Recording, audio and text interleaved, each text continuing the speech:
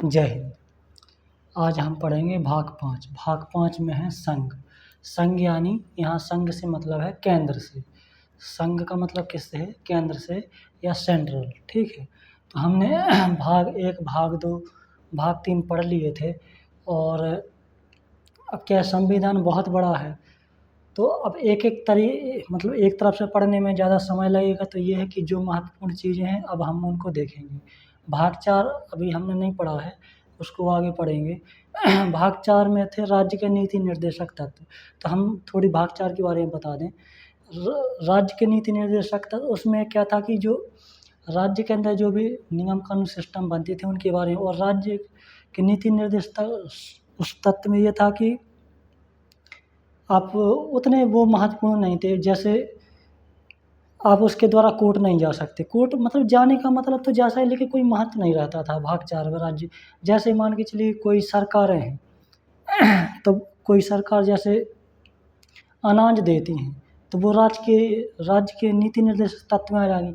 अब नहीं, अगर कोई सरकार देगी तो क्या आप जा सकते हैं? कोर्ट जाएंगे, लेकिन उसमें कोई मान्यता नहीं, क्योंकि सरकार के हाथ में। तो राज्य के नीति निर्देश तत्व में यही चीज़ें दी हुई हैं और उतना कुछ है नहीं, लेकिन हम उनको भी देख लेंगे। आज हम देख रहे हैं भाग 5। भाग 5 जो है बहुत बड़ा है। आर्टिकल 52 से लेके 151 तक है। भाग 5 कहाँ से लेके आर्टिकल 52 से लेके 151 तक। इसमें संघ यानी केंद्र की चर्चा है। तो हम इसमें देखेंगे क्या चीज़ें ज़्यादा महत्वपूर्ण, जैसे बजट।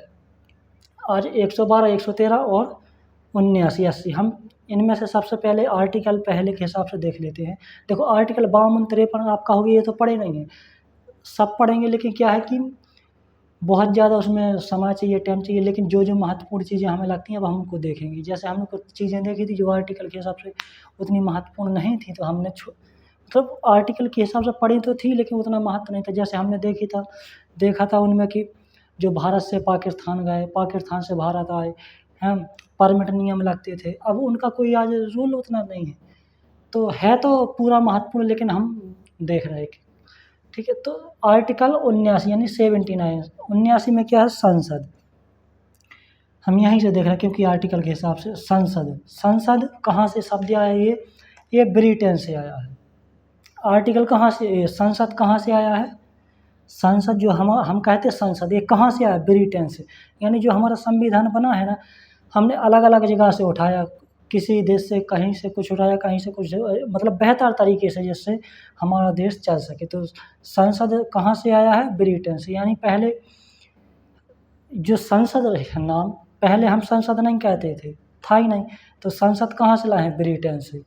ठीक है, ये शब्द कहाँ से? ये फ्रेंच भाषा में कहा जाता है। ठीक है, अब हम देखते हैं संसद में क्या है? संसद के सदन। संसद के कितने सदन होते हैं? 2 सदन होते हैं, लोकसभा और राज्यसभा। सदन का मतलब क्या होता है? हमें सबसे पहले ये सदन समझना होगा। संसद सदन जैसे एक घर है, मान के चलिए ये घर है। ठीक है, ये घर है। अगर इसके 2 कमरे कर दिए जाएं, एक ये हो गया, एक ये हो गया। ठीक है, ये पूरा क्या है? घर है, या हम बिल्डिंग कहें, जो भी अपनी भाषा में कहें, तो ये क्या है? घर है। तो यहाँ से संसद क्या है? घर पे। संसद में 2 सदन हो गए। एक तो हो गई लोकसभा, ये मान के चलिए इसको मानते हैं लोकसभा। ये हो गई राज्यसभा है। ठीक है, ये क्या है? लोकसभा और राज्यसभा। तो ये क्या होगा? एक मतलब संसद है। संसद एक हिसाब से हम कहते हैं कि एक घर है या एक हाउस, हम देखते हैं संसद बना हुआ है, उसमें फिर जो बैठते हैं नेता उनको सांसद कहते हैं। तो कितने सदन हैं? 2 हैं, एक लोकसभा, एक राज्य। यानी एक तरफ लोकसभा की जो जनता द्वारा चुन के, एक सभा राज्यसभा के जो नेता चुनते हैं इनको। ठीक है, तो कितने सदन हैं? तो एक लोकसभा और राज्यसभा। ठीक है, संसद के कितने सदन कितने हैं? 2। ठीक है, तो यहाँ चीज़ें हो गई सदन। और ये क्या? संसद के अंग कितने हैं? 3। एक तो लोकसभा और एक राष्ट्रपति। ठीक है, संसद एक तो लोकसभा हो गया, एक राज्यसभा और एक राष्ट्रपति। लोकसभा में कानून बनेगा, फिर जब लोकसभा से पास होगा फिर राज्यसभा में जाएगा, जब राज्यसभा से पास होगा फिर राष्ट्रपति उस पर हस्ताक्षर करेंगे। जब राष्ट्रपति हस्ताक्षर कर देंगे तब जाके क्या बन जाएगा? कानून बन जाएगा। लेकिन उसमें कोई दिक्कत ना हो, मतलब ऐसा नहीं कि कोई परेशान, अगर ये चीज़ सब चीज़ राष्ट्रपति भी अगर साइन कर देंगे और अगर न्यायालय में चला गया और न्यायालय ने अगर उसको ख़त्म कर दिया तो नहीं माना जाएगा। ठीक है, ऐसे ऐसे कई कानून हुए हैं। जैसे अभी कुछ वर्ष पहले ये आया था कि जो जज है, जो सुप्रीम कोर्ट के जज है, उनकी नियुक्ति सरकार करेगी। गए थे, उन्हें फाड़ के फेंक दिया था। तो लोकसभा, राज्यसभा और राष्ट्रपति की जब हस्ताक्षर तब कानून बनेगा, लेकिन उसमें न्यायालय की भी, न्यायालय में जब कोई न्यायालय जाएगा तो फिर न्यायालय उसके ऊपर करेगी कार्रवाई। ठीक है, तो जो कहते कि संविधान ख़त्म, ऐसा नहीं ख़त्म होगा। बहुत कड़े नियम कानून हैं, जो संविधान जानते हैं, पूरा पढ़ेंगे तब पता चलेगा क्या है। ठीक है, अरे ख़त्म तो दूर की बात, कमज़ोर नहीं कर सकते, फिर ख़त्म क्यों करेंगे? सिंपल सी बात है, संविधान को कमज़ोर कर दो इतना कि ख़त्म के बराबर हो जाए। एक होता है ख़त्म कर देना, एक होता है कि उसकी इतनी कमज़ोरियाँ कर दो, इतनी शक्ति छीन लो। अगर शक्ति छीन लोगे तब भी तो ख़त्म कहलाएगा। ठीक है, तो हमने क्या पढ़ लिया? संसद। संसद कितने हैं, कहाँ से आया? ब्रिटेन से। ठीक है, फ्रांस शब्द, ये कौन सा? फ्रांस, फ्रेंच भाषा का शब्द है। ठीक है, तो हमने संसद दे, इसमें लोकसभा में जो है 545 होते हैं और राज्यसभा में 245। तो क्या होता है, जो इसमें मनोनीत, लोकसभा में जैसे 545 सीट हैं तो 2 मनोनीत किए जाते हैं, एंग्लो इंडियन कहलाते हैं। हम जब पढ़ेंगे तब बताएंगे। इसमें 12 मनोनीत किए जाते हैं राज्यसभा में। ठीक है, मनोनीत का मतलब होता है कि बिना चुनाव के उनको, कि हाँ आप इस लायक हो तो आपको बुला लिया जाता है, मनोनीत कर लिया जाता है। जैसे कोई खेल से हो, विज्ञान क्षेत्र से हो, तो उनको जब हम वो चीज़ें पढ़ेंगे तब बाद में पढ़ेंगे उनको विस्तार से। तो हमने संसद पढ़ लिया, संसद। ठीक है, ब्रिटेन, फ्रेंच भाषा में। ठीक है, और लोकसभा, राज्यसभा के बारे में बता दिया। यानी कि संसद के जो क्या होते हैं, सदन कितने होते हैं? 2 होते हैं, एक लोकसभा और राज्यसभा। और संसद के अंग कितने होते हैं? 3 होते हैं, लोकसभा, राज्यसभा और राष्ट्रपति। कितने होते हैं? 3 होते हैं। ठीक है, अब हम देखते हैं यहाँ बजट से। ठीक है, बजट देखिए, बजट जो है ये हम आम भाषा में कह देते हैं। बजट क्या कह देते हैं? आम भाषा में। लेकिन वास्तविक रूप में बजट ऐसा कोई संविधान में शब्द ही नहीं है बजट का। संविधान में क्या कहा? वार्षिक वित्तीय विवरण। संविधान में क्या कहा गया है? वार्षिक वित्तीय, यानी बजट को ये बजट हम अपनी भाषा में कह देते, लेकिन ये संविधान में तो वार्षिक वित्तीय विवरण। संविधान में क्या कहते हैं? वार्षिक वित्तीय विवरण। क्या है कि जो संविधान में शब्द दिए हैं ना, वो इतने टफ हैं बहुत से, कि अगर हम यहाँ पे उनको बताएं ना तो बहुत कठिन लगेगा। तो हमारी कोशिश ये रहती कि हम उनको आम भाषा में, सरल शब्दों में बताएं। जैसे हमने आपको बताया था, कानून के समक्ष समान था, कानून के समान संरक्षण पढ़ा था हमने कि नहीं पढ़ा था? आर्टिकल 14 में। तो ये तो कानून, अब कानून आप किताबों में जब पढ़ोगे ना तो कानून नहीं आपको मिलेगा, कानून कई जगह आपको विधि मिलेगा। विधि के समक्ष समानता, विधि के समान संरक्षण। तो जो किताबों में भाषा दी है बहुत टफ दी है, और हम जो आपके यहाँ पे बता रहे हैं वो एकदम ईजी तरीक़ा से बता रहे हैं। ठीक है ना? तो बजट, ठीक है, बजट को क्या कहते हैं? हकीकत में क्या कहा जाए? वार्षिक वित्तीय विवरण। ठीक है, प्रस्तुत। बजट को प्रस्तुत कौन करता है? राष्ट्रपति। कौन? मतलब जो संविधान है प्रावधान, वो किसको प्रस्तुत करने का? राष्ट्रपति को। लेकिन करते कौन है? वित्त मंत्री। आपने देखा, जो वित्त मंत्री होते हैं, जो पैसों के हिसाब किताब वही करते हैं। जब वे नहीं होते हैं तो फिर उनकी जगह पर दूसरे नेता मंत्री भी कर देते हैं। जैसे अरुण जेटली वित्त मंत्री थे, तो उनको किडनी में दिक्कत थी, तो फिर उनकी जगह पर पीयूष गोयल ने पेश किया था, जो कि दूसरे विभाग के मंत्री थे। तो इस तरीके से बजट जो प्रस्तुत करने का अधिकार होता है वो होता है राष्ट्रपति को, लेकिन राष्ट्रपति नहीं करते हैं। राष्ट्रपति मतलब दूसरे मंत्रियों से करवाते हैं। तो ठीक है, हमने बजट देख लिया। अब बजट कितने प्रकार के होते हैं? बजट होते हैं 2 प्रकार के। बजट कितने प्रकार के होते हैं? 2। तो बजट है क्या? बजट पैसों का लेन देन है, कि हम कहाँ पे कितना खर्च करेंगे, यही है पैसों के हिसाब किताब से बजट। ठीक है। अब बजट में क्या है, आम बजट कितने प्रकार के, दो, एक होता आम बजट, एक होता अंतरिम बजट। देखिए आम बजट क्या है हमें समझना होगा। जो आम बजट होता है, जैसे कि नाम से ही सिंपल है आम, अगर कोई बार बार आ रहा जा रहा कुछ हो रहे तो क्या है आम। कोई भी चीज़ जब बार बार होती तो उसको क्या कहते हैं, आम। तो इसी तरीके से बजट आम आम बजट क्यों कहते हैं कि ये हर वर्ष आता है। जो ये आम बजट है ये हर वर्ष आता है, ठीक है। जैसे सरकार बनी, जैसे 2014 में सरकार बनी थी, तो 15 में आया था, फिर 16 में आया था, यानी कि एक साल का रिकॉर्ड बना दिया जाता है कि ये, जैसे एक साल का बना दिया कि फरवरी में बजट आया, तो फरवरी जैसे 2020 से बना दिया, फरवरी से 2021 तक एक साल। फिर जैसे 2019 में मोदी सरकार आई थी, 2019 मतलब आई तो 19 में थी, हम 19 से ले रहे हैं, तो 19 से एक साल हो गया 20, फिर एक 21, यानी ऐसा चला, जो 20 में पेश किया होगा वो 21 तक चला, फिर 21 से फिर 22 लो चला, फिर 22 से 23 लो चला होगा। तो यानी कि जो हर साल आता है, फिर आएगा 22 में, फिर 23 में, अब 24 में, इस तरीके से जो चलता है। तो इसे क्या कहते हैं, आम बजट। आम बजट जो हर वर्ष आता है, हर वर्ष का मतलब प्रत्येक वर्ष, एक साल में, ठीक है। तो आम बजट प्रस्तुत के इतना पैसा इस जगह पे इस राज्य को इतना देगी, इस राज्य को इतना देगी, इसमें बजट के आधार पे, ठीक है। तो आम बजट पैसे से लेन देन से, विकास से लेन देन से, और ये क्या है हर वर्ष, यानी प्रत्येक वर्ष के लिए उसका हिसाब किताब बना लिया जाता है कि एक साल में सैलरी पे इतना जाएगा, इतना जाएगा, तो हर वर्ष के लिए कहा गया। अब हम देखते हैं अंतरिम बजट। यहाँ तो था आम बजट, ये आम बजट है, और यहाँ पे क्या अंतरिम बजट और आम बजट क्या है। देखिए हमारी कोशिश ये है कि अगर आप लिखो ना तो एक एक चीज़ विस्तार से लिखो, क्योंकि कोई डाउट ना रहे, ठीक है ना। तो अंतरिम बजट जो है वो चुनावी वर्ष में आता है। अंतरिम बजट कब आता है, चुनावी, यानी 5 साल, आप ये कह सकते हो 5 साल में एक बार आता है। आम बजट तो हर साल आता है, जैसे 23 में आया, 23 के बाद 24, यानी 22 में जब सरकार 19 से बनी, तो फिर 20 में मोदी ला, फिर 21 में ला, ये हो गया आम बजट।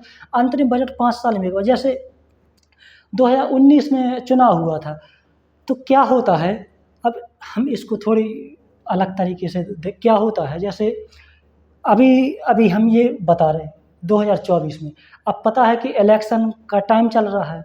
अब जैसे 2019 में आया हो, 2018 में जो ये बजट आया होगा, या 2000, अब जब कहने का मतलब ये है कि जिस वर्ष चुनाव होता है उस वर्ष इसको इसलिए लाया जाता है क्योंकि ये पूरे समय के, अगर पूरे एक साल के लिए होता तो एक साल के लिए तो फिर आम बजट होता भाई। अगर एक साल के लिए होता तो आम बजट कुछ महीने के लिए, जैसे ये अभी 2024 चल रहा, तो 2023 में आया था आम बजट, 2023 में आया था, ठीक है, 2023 में आया, 2023 से फिर 24 में आता, 24 में आता कि नहीं आता, 23 से लेकर 24 तक का हिसाब किताब बन गया। यानी जो 23 में जो ये बजट आएगा, यानी जो 23 में आया हो, ये 23 से लेकर 24 तक चलेगा।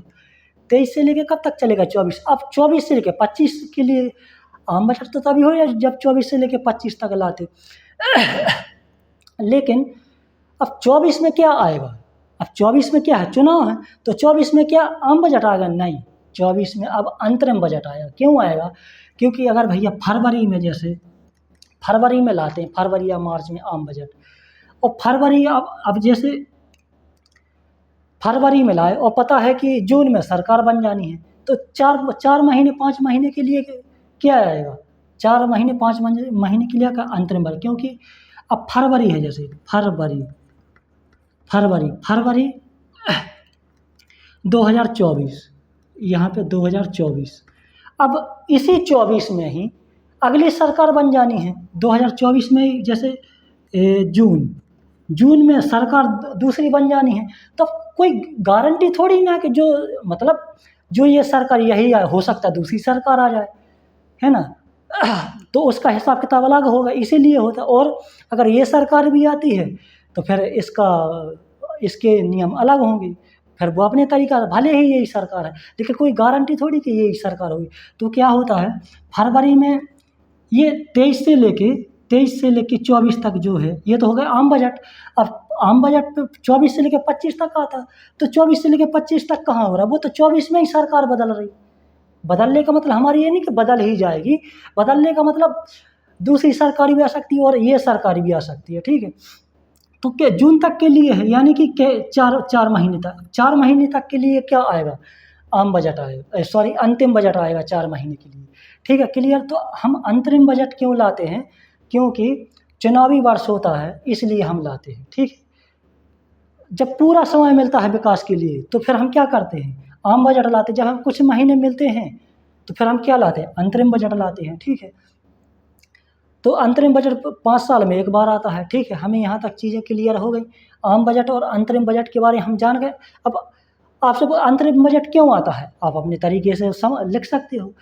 देखो किताबों में एक एक चीज़ नहीं रहती, लेकिन आपको अपने तरीके से लॉजिक लगाना पड़ेगा, ठीक है। आम बजट हो गया, अंतरिम बजट हो गया। अब हम देखते हैं आर्टिकल 12 में था बजट, ठीक। आर्टिकल 12 में क्या था, बजट। और आर्टिकल आम बजट, अंतरिम बजट, और आर्टिकल 13 में क्या, प्राकलन। प्राकलन का मतलब क्या होता है कि एस्टीमेट, देखो जैसे कि लिखा एस्टीमेट, ठीक है। प्राकलन में क्या है, एस्टीमेट, मतलब किस राज्य को कितना खर्च करना है, कितना देना है, कहाँ खर्च करना है, ये क्या है लेकिन उसके पहले आम बजट, अंतरिम बजट, और उसी से जुड़ा क्या है कि कुछ चीज़ें कुछ आर्टिकल में होती हैं और उसी से जुड़ी हुई चीज़ें कहीं और दूसरे आर्टिकल में होती हैं, तो हम उनको यहाँ पे कनेक्ट करके चल रहे हैं। तो आम बजट, अंतरिम और लेखानुपाल। देखिए लेखानुपाल का मतलब क्या होता है, आम बजट, अब अंतरिम बजट आया, अब सरकार के पास तो समय नहीं है, सरकार तो अपनी रैलियों में लगी हुई है, हमें प्रचार करना है, तो फिर कौन संभालेगा, फिर जो लेखानुपाल होंगे वो संभालते हैं, उनके सरकार के पास समय नहीं होता है। तो कितना 4 महीने में कितनी किसकी सैलरी जानी है, कहाँ से कितना टैक्स आना है, क्या हो, तो ये सब कौन संभालते हैं, लेखानुपाल। कौन संभालते हैं, लेखानुपाल। कुछ समय के लिए, जैसे चुनाव है, चुनाव में 4 महीने के लिए सरकार बिजी हो गई, अब सरकार को क्या करना है, चुनाव। देखिए हमारे देश की हकीकत ये है कि अगर सरकार, हम ये नहीं कह रहे कि विकास नहीं, कि विकास करती हैं, प्रचार का। आज देखिए सोशल मीडिया है, आप सोशल मीडिया के द्वारा भी तो जनता को अपने भाषण दे सकते हो, लेकिन क्या ज़रूरी है कि मैदान में जाते, सिंपल सी बात है, विकास नहीं किया है तो जा, अरे विकास करो ना, क्या ज़रूरी, विकास करोगे अपने आप वोट मिलेगी, हैं। और हकीकत क्यों करोड़ों रुपए, हालांकि चुनाव आयोग एक लिमिट रखता है, लेकिन वो लिमिट सिर्फ किताबों पे होती है, हकीकत में और कुछ होता है। तो बहुत पैसा बर्बाद होता है रैलियों में, ना चुनाव में। उतना पैसा आप विकास में लगाओ, देश कहाँ से कहाँ जाएगा बताइए। आप मान के चलिए 5 साल में भी अगर, जैसे अभी तक कितने चुनाव हुए, हर चुनाव में कितना पैसा खर्च नहीं होता होगा, लेकिन क्या करें, ठीक है। तो हमने देख लिया आम बजट, अंतरिम और लेखानुपाल। लेखानुपाल यानी कि कुछ समय के लिए, जब तक सरकारें अपने अपने दूसरे काम में, चुनाव प्रचार में फंसी रहती, तो सरकार को टाइम नहीं है, ठीक है। तो आर्टिकल 13 में प्राकलन, यानी आर्टिकल 12 हमने देख लिया लेखानुपाल। अब आर्टिकल हम 13 में प्राकलन। प्राकलन यानी एस्टीमेट, किस राज्य को, जैसे मध्य प्रदेश को 2 लाख करोड़ मिल जाए, 3 लाख करोड़ मिल जाए, ठीक है। कहाँ, और एक चीज़ और है कि कहाँ कितना पैसा खर्च करना है। अगर जिस क्षेत्र, हम कहते कि अरे इस क्षेत्र में विकास नहीं हुआ, कई बार मजबूरी होती है कि जिस क्षेत्र, जैसे जिस क्षेत्र में पैसा दिया उसी क्षेत्र में पैसा खर्च करना पड़ता है, उस क्षेत्र को आप दूसरे क्षेत्र में खर्च नहीं कर सकते हो। जैसे आके नाली बनानी है या पानी करना, पानी के लिए 100 करोड़ रुपए हैं, और 80 करोड़ में वो पानी हो, तो आप 20 करोड़ रुपए दूसरी जगह पे खर्च नहीं कर सकते हो। वो उसी में, जिसके लिए पैसा निकला उसी में खर्च करना पड़ेगा। हम पूरी चीज़ें पढ़ेंगे एक एक से, जब हमें बताएंगे कहाँ पे। और ये भी रहता है पैसा ऐसा भी नहीं कि चार्ज जितना निकलता भी नहीं है, ठीक है। वो दूसरे आर्टिकलों में हम देखेंगे, ठीक है। तो प्राकलन हमें पता चल गया, और हमने संसद पढ़ ही लिया है। तो हमने आज भाग 5 देखा है, 52 से लेकर 151 तक है। संघ यानी केंद्र, इसमें केंद्र की चर्चा है, ठीक है। तो आर्टिकल 12, 13 और 79 और 16 में लेखानुपाल, हमने ये चीज़ें देख ली हैं, ठीक है। क्योंकि अब हम एक चीज़ बता दें, जो पैसा निकालते हैं ना, इसमें जांच भी बैठती है, कहाँ कितना पैसा निकाला है, कहाँ खर्च हुआ है, सब चीज़ होती है। ऐसा नहीं कि ऐसे हवा में कुछ भी चीज़ें हो जाती हैं, नहीं। तो हमने बजट समझ, आम बजट, अंतरिम बजट है। बजट में आम बजट, अंतरिम बजट, यानी बजट हम आम भाषा में कहते हैं संविधान वार्षिक वित्तीय विवरण की बात है। बजट दो पर, एक आम बजट और एक अंतरिम बजट, ठीक है। आम बजट हर साल आता है और अंतरिम बजट 5 साल में एक बार आता है, चुनाव की तरह। प्राकलन में ये है कि किस राज्य को कितना पैसा देना है, कहाँ पे खर्च है, संसद के बारे में हमने देख ही लिया है, ठीक है।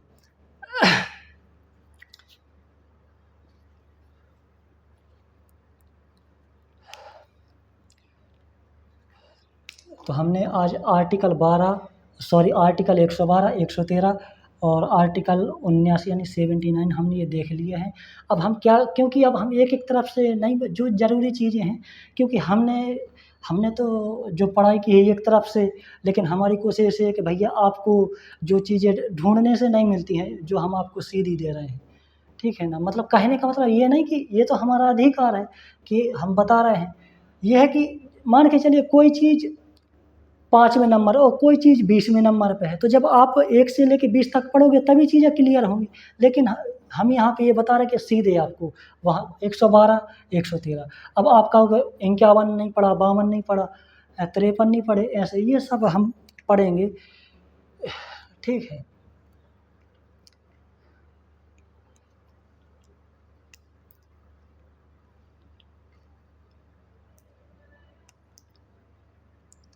तो हमने ये सब देख लिया और आज के लिए इतना ही। हम संविधान तो पढ़ ही रहे हैं, हमने भाग 4 अभी छोड़ दिया, भाग 4 भी पढ़ेंगे, मतलब पूरी चीज़ें, ऐसा नहीं कि कोई चीज़ छोड़ेंगे, पूरी चीज़ें पढ़ेंगे।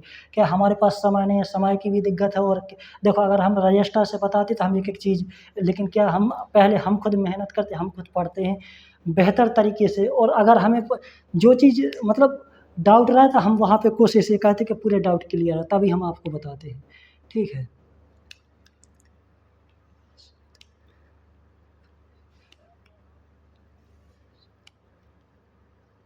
अब हमें जहाँ डाउट लगने लगता है, कहीं जैसे यहाँ पे है संसद तो ब्रिटेन से आया है, लेकिन जो ये शब्द ये फ्रांस का है। शब्द कहाँ का है? फ्रांस का है। जैसे फ्रांस का शब्द है, शब्द कहाँ का? फ्रांस का, लेकिन ये संसद कहाँ से आया है? ब्रिटेन से आया है, ठीक है। अब आप कहोगे जब ब्रिटेन से आया है तो शब्द फ्रांस का कैसे? कई बार होता है कि किसी देश का कोई है, जैसे मान के चलिए हमने किसी से पैसे लिए, क्या लिए? हमने किसी से 10 रुपए और हमने किसी दूसरे को दे दिए, लेकिन वो थे तो किसी और के, लेकिन उसने हमारे द्वारा लिए। इसी तरीके से ये क्या है? फ्रांस शब्द कहाँ का? फ्रांस का है। हो सकता पहले ब्रिटेन ने लिया हो, फिर बाद में हमें मिला हो, है ना? ऐसी चीज़ें हो जाती कि होती कहीं की कहीं है, ये कनेक्ट रहती हैं। तो भैया हमने देख लिया है और आज के लिए इतना ही, और लाइक शेयर सब्सक्राइब ज़रूर कर दियो, और अपन ऐसे ही और भी जानकारियाँ पढ़ते रहें। और हम ये कह रहे हैं कि अगर आप अच्छे से पढ़ो ना तो ग्रेजुएशन जिसमें भी आप लिख सकत मतलब एग्ज़ाम के हिसाब से तो हैं ही, लिख भी बहुत अच्छे से बहुत अच्छे से आप पढ़ सकत हो, लिख सकत हो। और हमारे पास समय नहीं है ज़्यादा, जितना भी समय मिलत है हम आपके जितनी भी हम पे कोशिश बनत है हम करत हैं, ठीक है। आज के लिए इतना ही। जय हिंद, जय संविधान।